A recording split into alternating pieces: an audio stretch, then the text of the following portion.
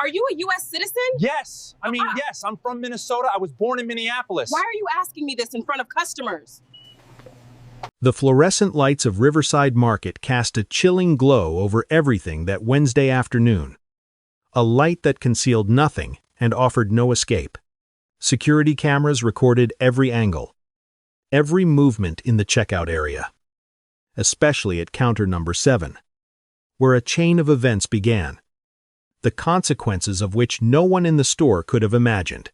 Just 30 minutes later, 2 federal agents would end their careers, and 2 months later, a jury would deliver an $8.4 million verdict that would shake the entire federal enforcement system.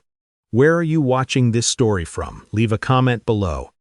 And if you're new to the channel, subscribe now. Because what's about to happen will make you wonder, is going to work every day really safe for everyone? The central character of the story is Lakisha Monroe, Arsha Joe, an ordinary cashier who has stood behind this checkout counter for nearly 6 years. That afternoon, she didn't run away, didn't break any laws, and did nothing but her usual work scanning product codes, smiling at customers, and helping an elderly woman count her bills. Lakisha had no idea that in just a few minutes, standing in the right place, on time, in that familiar uniform, would make her the target of an inspection that would later cause the entire nation to look back and question what allowed it to happen in the first place. Lakisha Monroe was born in Minneapolis, Minnesota, into a working-class family that wasn't wealthy but was stable. Her mother was a school nurse, accustomed to caring for children every day. Her father was a unionized electrician, working with wiring, construction sites, and long shifts. Lakisha grew up in a middle-class neighborhood, attended public schools, took the bus to class, played volleyball in high school, and graduated like millions of other young Americans. No scholarships, no special advantages other than hard work. After graduation, she faced the familiar choice of many young people: take out college loans or start working immediately. Lakisha chose the second path. She moved to Milwaukee to live with her aunt, got a job at Riverside Market, and started at the lowest level, from packing goods to cashier, then senior cashier. She gradually became a familiar face to customers and colleagues. For 6 years, Lakisha went to work on time, paid her taxes in full, had a savings account, participated in her company's retirement fund, and voted in every election. She had her own small apartment, a quiet life, and very simple plans for the future. No criminal record, no legal problems, nothing that made her any different from an ordinary American citizen. Therefore, no one at Riverside Market that afternoon, not even Lakisha herself, could have imagined that in just a moment, everything she had built over 6 years would be called into question, simply because of how she looked behind the checkout counter. That afternoon was perfectly normal until 3:17 p.m. The automatic doors of Riverside Market swung open, bringing with them an atmosphere quite different from the usual hustle and bustle of the supermarket. 2 men entered, wearing tactical vests with the letters ICE emblazoned on their chests. They carried no shopping carts, glanced at the discount signs, and looked unlike any other shoppers. Their eyes systematically scanned the checkout area, pausing briefly at each counter as if searching for something specific. Then, without hesitation, they moved straight toward counter number 7. Security cameras clearly recorded no hesitation, no random checks, but a predetermined decision. At that moment, Lakisha was bending down to help an elderly woman pay. The woman carefully counted her bills, apologizing for the delay. Lakisha smiled, reassuring her that there was no rush. Behind her, 5 other customers were lined up. The atmosphere quiet and familiar, typical of a weekday afternoon. Then, a harsh, cold voice rang out beside the counter. "Ma'am, you need to leave the checkout counter now." Lakisha looked up, bewildered, her hand still on the cash drawer. The old woman froze. The line behind her fell silent. No one understood what was happening, but everyone sensed that the moment of normalcy had just ended. Before Lakisha could react, the agent standing to the left of the counter took a step forward, his voice dry and leaving no room for negotiation. "You need to leave the counter. We need to discuss your work situation." Those words rang out clearly in the crowded checkout area, loud enough for the nearby counters to hear. I'm serving a customer," Lakisha replied reflexively, her voice barely a whisper. "I just need a minute more." But no one paid attention to the elderly woman in front of her or the line of people behind her. The other agent had moved to the opposite side, inadvertently or intentionally blocking her only escape route from counter number 7. Then the question was thrown out, short and sharp as a knife. "Are you a U.S. citizen?" In that instant, Lakisha felt the blood rush to her face, her heart pounding so hard she could hear it in her ears. All eyes immediately turned to her. "Yes," she answered, her breath catching. "I was born in Minnesota." "Why are you asking me this here?" In front of customers, but that answer seemed worthless. "We need proof. You'll have to come with us for verification." The atmosphere became heavy. Several customers pulled out their phones to film. 3 cashiers at the counters next to her stopped scanning, standing silently. Lakisha understood that this was no longer a simple exchange. From the moment that question was uttered, she had been turned into a suspect in her own workplace. The old woman at the counter was the first to break the heavy silence. Her voice trembled but was firm. "This girl has worked here for years. She helps me every week. What are you doing?" But the agents didn't bother to look at her. "Ma'am, this is none of your business. Please complete your transaction at another counter." The crowd began to stir. Several customers abandoned their shopping carts and gathered near counter number 7. Just then, Alan Patterson, the store manager, rushed over from the customer service counter. He had worked at Riverside Market for over 10 years, familiar with every employee and their schedule. "What's going on here?" he asked, his voice betraying his frustration. "We're conducting an employment investigation." An agent replied, "Are you the manager?" "That's right. And if you have any issues with personnel records, you must contact the company's Human Resources Department. You are not allowed to question employees during their shifts." Tense air rose as the agent responded with a cold threat. "You can cooperate, or you could face charges of concealing illegal labor." Alan froze. "Concealing Lakisha has worked here for 6 years. Tax records, paperwork, everything is legitimate." While the two men argued, Lakisha stood behind the counter, her hands gripping the edge of the table until they turned white. She felt acutely that all her explanations, all the truth about her life, were being drowned out by power and prejudice. And at that moment, the most terrifying thing wasn't what was happening, but the feeling that she was completely out of control. The argument between Alan and the agents was interrupted when one of them turned to Lakisha, his voice firmer.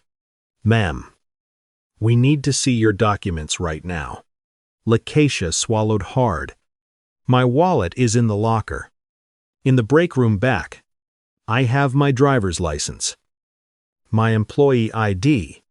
I have my birth certificate at home. I have everything." "You won't be leaving your post," the agent replied. "You need to provide your documents on the spot." "But I don't have them with me." Lakisha said, her voice beginning to tremble. "I'm going to work." Alan stepped forward again, standing between Lakisha and the counter. "No. You can't do this. If verification is needed, I'll call the company office right now." He pulled out his phone, speaking quickly to the corporation's security and legal department. His voice urgent, knowing the situation was spiraling out of control. At that moment, a male customer stepped forward. "I'm a lawyer," he said loudly enough for the cameras and the crowd to hear. "On what grounds are you detaining her?" "This is part of a workplace inspection." The agent replied, "Such an operation must be announced in advance and based on specific questions." The lawyer countered, "You can't just randomly pick an employee and demand their papers." The atmosphere was thick with tension. Lakisha felt the eyes of dozens of people watching her. She heard whispers, the clicking of cameras, and the pounding of her own heart. Her reasoning was still there. Her defenders were still there. But her fear was growing. And that fear would force her to make a decision that, just minutes later, she would wish she had never had to make. "Ma'am, this is our last request," the agent said, his voice now openly threatening. "Either you voluntarily come with us, or we'll place you in custody." The word custody echoed through the crowded supermarket like a verdict yet to be pronounced, cushioned for what Lakisha asked, her voice breaking. "I did nothing wrong. I was born in Minneapolis. I went to school here. My parents live here." She began rambling, as if listing every piece of her life they could believe. Her mother's name, her father's occupation, the street where she grew up, each detail uttered in desperation. "We need official documents, not a story," the agent replied coldly. Those words stunned Lakisha. Her life, in that moment, was reduced to a mere suspicion. The client lawyer took another step forward. "You're not obligated to go without a warrant," he said quickly, trying to remain calm. "You're overstepping your authority." But Lakisha wasn't one to confront authority. She'd grown up believing that compliance would bring about a swift resolution. "I'll go," she whispered, tears welling up in her eyes. "I'll go to prove I'm a citizen. Just please don't handcuff me in front of everyone." The agent nodded, as if bestowing a favor. "If everything is clear, you'll be released soon." Lakisha walked out of counter number 7, under the gaze of her colleagues and customers. She wasn't handcuffed, but sandwiched between two agents, like a criminal. And as she left the supermarket in her familiar uniform, no one there doubted that an invisible line had just been crossed. The unmarked car rolled out of the Riverside Market parking lot, leaving behind stunned faces and phones still held aloft. Lakisha sat in the back seat. Two agents on either side, neither speaking a word. 40 minutes later, the metal gates of a federal detention facility closed behind her, and the familiar world vanished. Lakisha was put through the same process as anyone suspected of illegally entering the United States. Fingerprints taken, photos taken, personal belongings confiscated. Her phone was taken away. Her employee ID was glanced at and set aside, not considered valid proof. When she asked to make a call, the answer was curt. After processing, time dragged on cruelly. 6 hours later, nearly 10 o'clock at night, Lakisha was finally allowed to use her phone. Her first call was to her mother.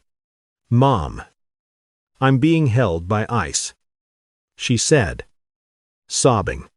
"They say I can't prove I'm a citizen." On the other end of the line, her mother froze, then immediately understood that this was no small mistake. Lakisha's parents got into a car that night, bringing her birth certificate. Social Security card, school records, everything that could prove their daughter was born in Minnesota. But when they arrived early the next morning, they weren't allowed to see her. All paperwork must be verified through official channels, they were told. Meanwhile, Lakisha spent her first night in jail, sleepless, her mind reeling with a single question. How had her normal work turned her into a prisoner in a system she didn't understand and had absolutely no control over? On Thursday morning, while Lakisha remained behind the locked doors of the detention facility, the story at Riverside Market had spread throughout Milwaukee. The security camera footage, released to the press by store management, was unedited and unaltered. Those images quickly appeared on evening news broadcasts, a cashier being questioned about her citizenship at the counter, management protesting, customers intervening, and finally, her being escorted out of the supermarket. Public reaction was almost instantaneous. On social media, thousands shared the video with a common question: why would an American citizen be treated like that? Civil rights organizations spoke out. Retail unions issued statements of protest. And many customers admitted they no longer felt safe witnessing such scenes. The lawyer who had intervened at the supermarket the previous day, Marcus Chin, appeared on local television. He called the incident by its proper name. This is racism disguised as workplace inspections. There is no legal basis for targeting a specific employee based solely on appearance. Meanwhile, Lakisha's parents, after being denied access to their daughter, went to Marcus Chin's office. Just by glancing at her birth certificate and personal records, he understood the seriousness of the situation. Your daughter is a U.S.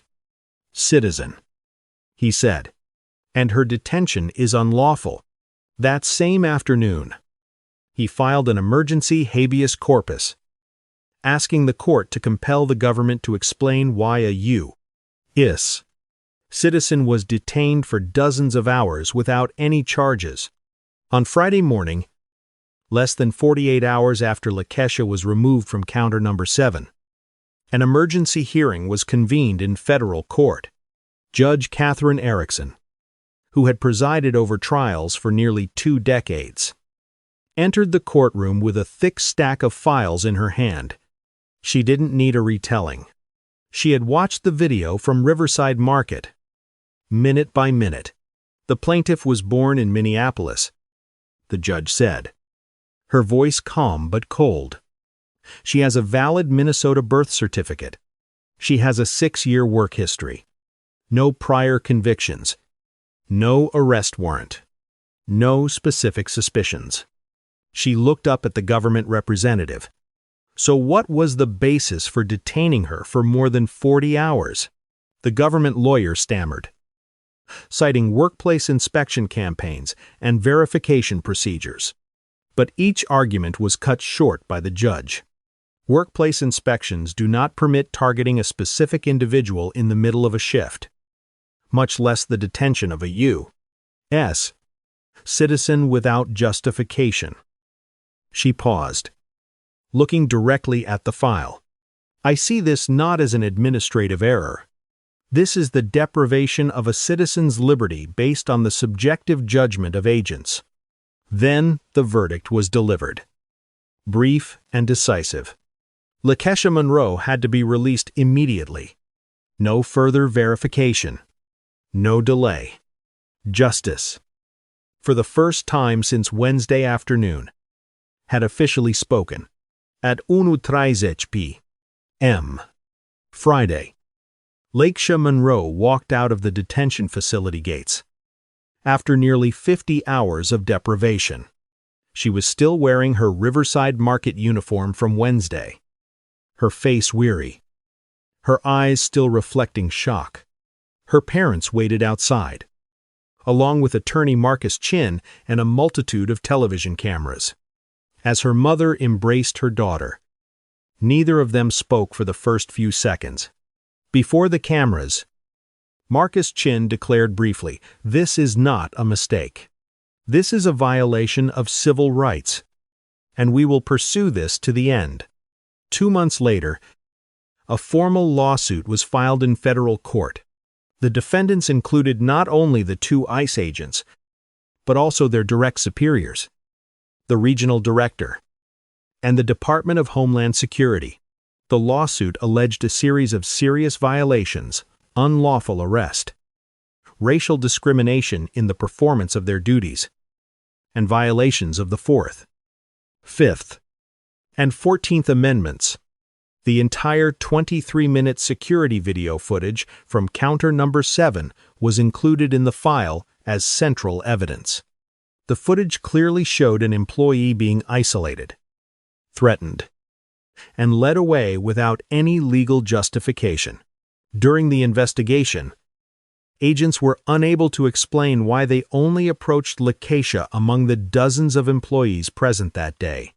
No specific description, no reliable information, just a feeling. And that feeling, when exposed in court, began to carry weight.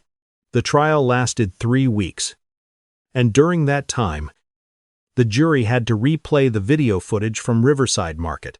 They saw Lakisha standing behind counter number 7, calmly assisting an elderly woman, then witnessing the moment everything crumbled because of a question about her nationality. They heard her recount the humiliation of being suspected in front of regular customers, the sleepless nights in jail, and the panic attacks that followed her release. When it was the agents' turn to defend themselves, their explanations fell into a void. They couldn't provide any legal basis. They couldn't prove any specific suspicion. And when asked why Lakisha was chosen from among dozens of other employees, the only answer was silence. After 2 days of deliberation, the jury returned to the courtroom. The verdict was read clear and decisive: guilty of unlawful detention, racial discrimination, and civil rights violations. The total compensation was $8. 4 millions. 2 agents were terminated. Their direct supervisors were disciplined. Enforcement procedures were forced to change. Lakisha returned to Riverside Market a few months later. She chose the same counter. Number 7. Customers lined up just to tell her they had followed her story, that they hadn't forgotten. Today, Lakisha is more than just a retail employee. She is a reminder that citizenship shouldn't depend on appearance. If you're asked about your nationality simply because you're working and don't look like what others think of America, what would you do? Leave your thoughts alone. Stories like this need to be told, remembered, and heard